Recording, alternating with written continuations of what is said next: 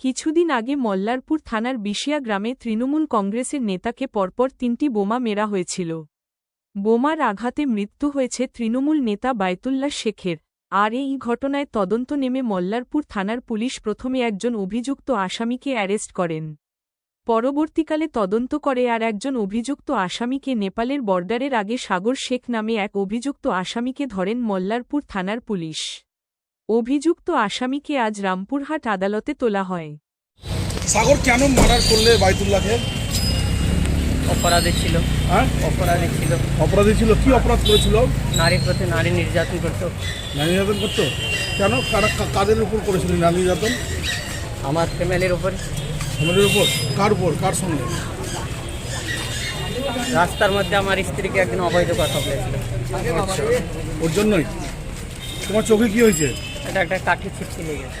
ওই সেইকে বোমা মারার সময়? হ্যাঁ। আচ্ছা, তুমি তাহলে খুনের ঘটনা স্বীকার করছো? আমি একাই। একাই খুন করেছো, আর কেউ ছিল না? না, যেহেতু ওই মোমেন্টে যদি আমার বড় ভাই এবং আমার ভাগনা পুষে যেত, ও মৃত্যু হতো না। আমাকে ধরে নিয়ে চলে আসতো, ধরে নিয়ে চলে আসতো। কে?